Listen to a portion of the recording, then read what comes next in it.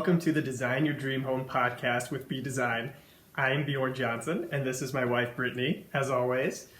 Today, we are going to talk about how to create your authentic home. Brittany is an expert in authenticity, and she has brought me a long way, so I'm excited for her to share her tips, tricks, and advice on how to be authentic and create your authentic home. So we thought we would come to you from one of our favorite spaces to talk a little bit about, what's authentic to us and what that means.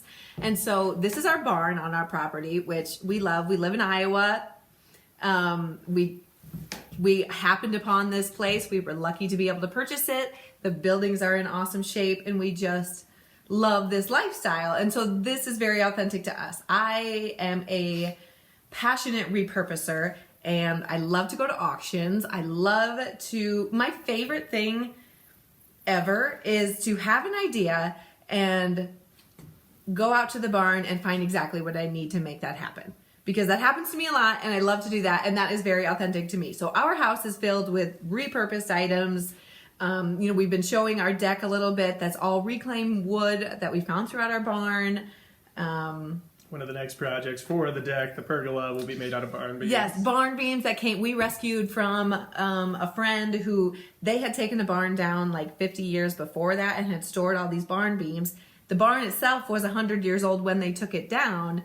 They had them in their shed for years, and they never had a reason to use them, and they felt really bad to go to waste. So I was more than happy to take those off their hands. We've been storing them. Now we're going to turn them into a pergola, and we are super excited about it. And so that's where our style comes from. That's where that's authentic to us for sure. Yes. Because Brittany loves to repurpose, like she said.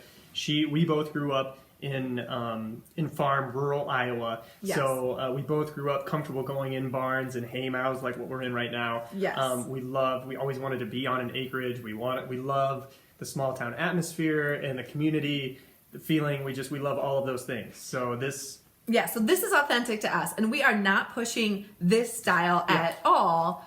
More just the idea that your home should absolutely reflect you and what you're into, where you live, how you live. That's how you make decisions. That's how you create a home that you love, that you actually love, that is like unapologetically you, and only you could have created it. So that's what we're talking about today. Well, we first talk about like how to decide. I know in the last podcast episode I had said, for like Brittany, there's a lot of times that she'll say things to me, and I'm like, well, if you were going to tell that to me before I knew Brittany, or like what I consider regular, Brittany is very exceptional. So for me, she needs a little bit of a translator sometimes in a best way. But so to be authentic, I consider myself a translator for most people, but every once in a while, I need a translator to the rest of the world too. So that is where my wonderful partner Bjorn is amazing for me. Exactly. But I was just saying the writing things down. So that's a great place to start. If you have no idea how to look at yourself authentically, or how to reflect what you need, just write down what you do every day. What are your habits? What are the things you do, your routines, all that stuff. And then that leads you into these basic questions we have from a blog post. So we have a blog post from one of my first ones, but we're going to talk about it more now. You can find it in the blog post page if you want to read it. Foundational questions, I believe it is called. Exactly because to me, these are the questions that help you decide what type of house to build, what kind of space to create. These are the questions to ask before what color are the walls or the siding, or even if it's 3 bedrooms or 2 baths or whatever. These are the questions you ask first. What type of fridge before that. Yes. Before those types of Sorry, there was some big machinery going past on the road. We live in a very rural community, so we have very loud vehicles go by a lot, so it's just distracting. But anyway, so questions to ask yourself, more about how you like to live. So do you like to be inside a lot or outside? Do you like to, we talked about how do you make decisions on windows? Well, the question is, do you like to open your windows or not? Do you like to feel the breeze? Do you have a view you're trying to capture, or a specific wind flow that you want to bring into the house. How do you feel about sun? How do you feel about privacy? So it's not like which window is for you. It's just at that early stage. Right. It's like, how do I want to use my windows? Yeah. Or do I even want to have windows? Do I have a view to even see? Or am I right up next to neighbors? I could care less about windows. I can't see anything anyway. I don't want to see what's out those windows. That's sometimes the answer too. Or it's questions like, do I like to be outside a lot? Or do I, we live a very indoor-outdoor kind of life. So we like to have a lot of access and easy to enjoy the outdoors. So for us, it was, lots of access in and out. There's lots of windows. We always have them open. That kind of stuff is important to us. We have easy space outdoors where we can just start having fun right away. That's important to us. Is that important to you? Children. Doesn't really matter. It goes, that's just a question to ask yourself. Do I care about that? Do we do a lot of outside stuff? Like, do you have kids? Is there going to be a playground? Is there going to be, car parking, boat parking, camper parking, bikes? What do you do? What do you like to do?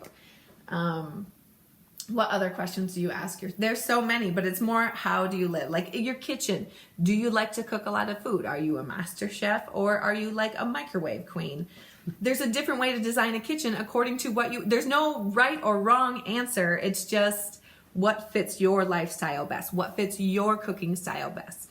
I had a client who does like crock pot events all the time where they're setting up 5 or 6 crock pots. They have, the line goes through, they have lots of like sporting events and kids and big groups. And we can design an island that's ready for that.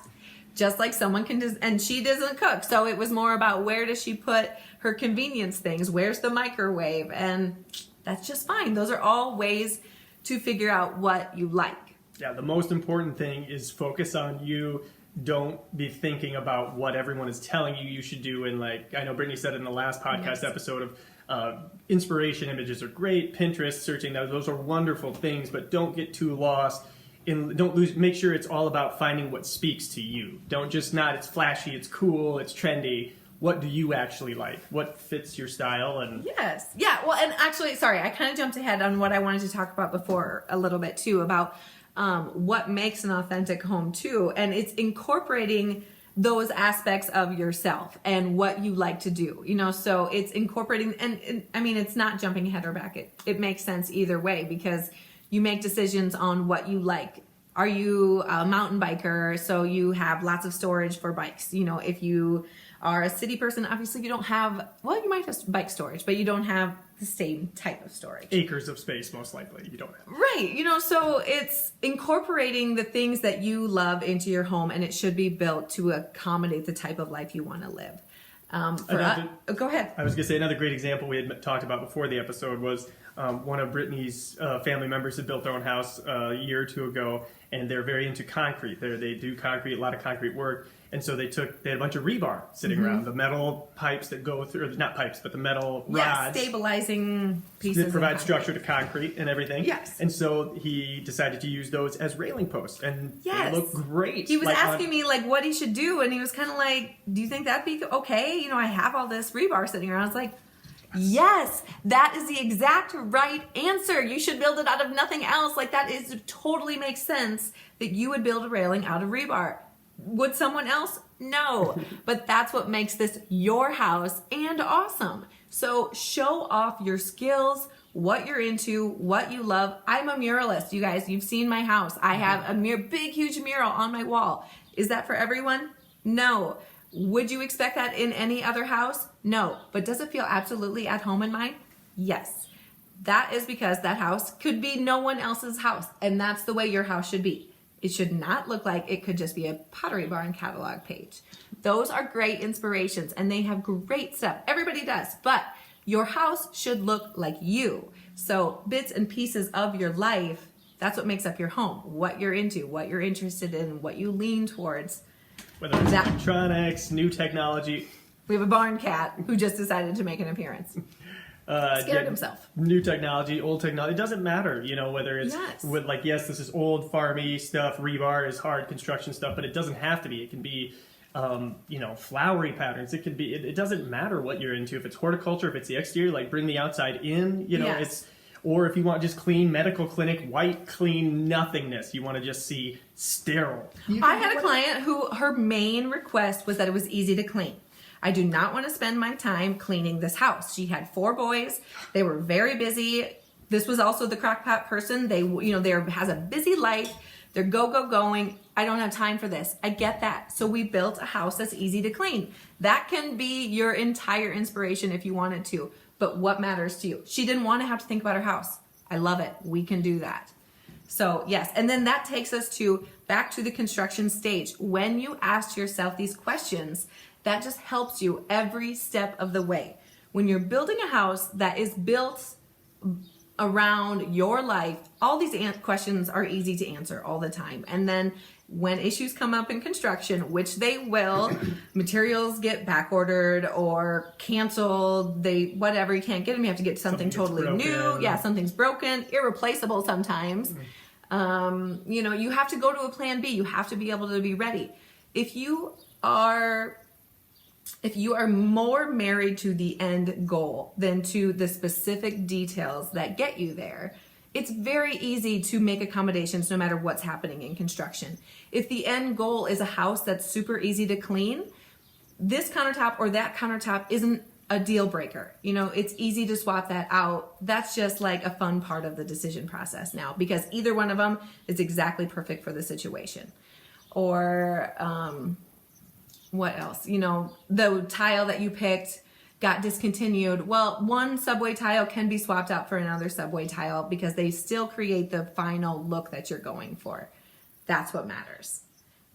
It saves so many headaches on the construction site to look at it less specifically and more large picture your life that you're going to live in this house. Well, and also to touch on something I had mentioned in the last podcast episode was like luck favors a prepared mind.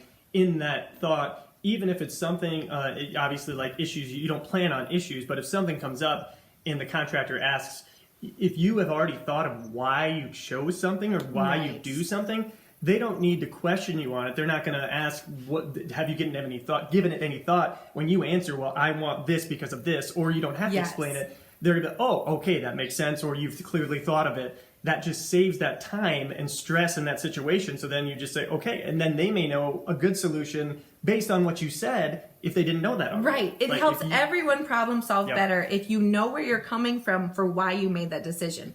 Did you pick this tub shower unit combo because you just wanted an easy one that fit in there? Or is it like you specifically like that shelf layout and the way this one was designed? Because if you just picked one and this one happens to be discontinued, well, you can swap in another one and it's really not that big of a deal. If it was the layout that you wanted and that's what you have to have, then that's what you get.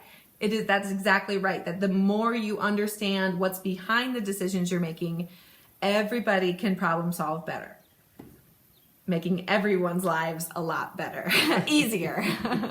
Well, and it's just, you make a happy contractor, which makes just everybody, a crew, they're there to help you and do work. Like they want to be working and doing stuff, and sometimes that involves them doing something they've never done before, and lots of crews are okay with that. Like you talk it through, and all of a sudden maybe they do something on your project that they've never done before, and now they do on every project after that because it works out so great. That happens to me a lot, actually. I ask contractors to do a lot of things that they've never done before. But if I can talk you through this process, but none of us can know how to do everything, and I'm not trying to tell them how to do everything step by step. But if they can understand what I'm after, the look that I'm going for, or the function that I'm trying to do, they can take their expertise and combine it with my knowledge of what I want, and we can come together to find a solution. Yeah, that's how that works. We've not touched on that much before, but I've seen that in action when we flipped that house.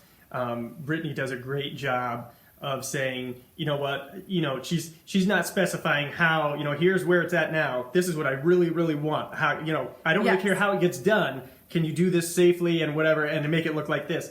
And lots of times contractors, they are thinking on the fly all the time, like true carpenter and craftsmen, they know how to work around things. They're very innovative. Yes, you have to be in that construction. Job. Yep. Yes, so the more you can just speak to what you need about the situation and rely on their expertise because you hire a team that you trust and that is capable of just generally constructing, you guys can come together on a lot of things and usually come out with a better answer. Yeah, as a team. Because again, they have a wealth of knowledge about what they're doing. You have a wealth of knowledge about what you want. Yep. Yes, and who you are. So to bridge that gap is much easier. Yep. So that is just, the more you can create a home based on who you truly are and the life that you want to live, the easier this entire process will be. I cannot say that enough. Like, that is it. That's the end of my advice. That's what you got to do, and that's how you do it.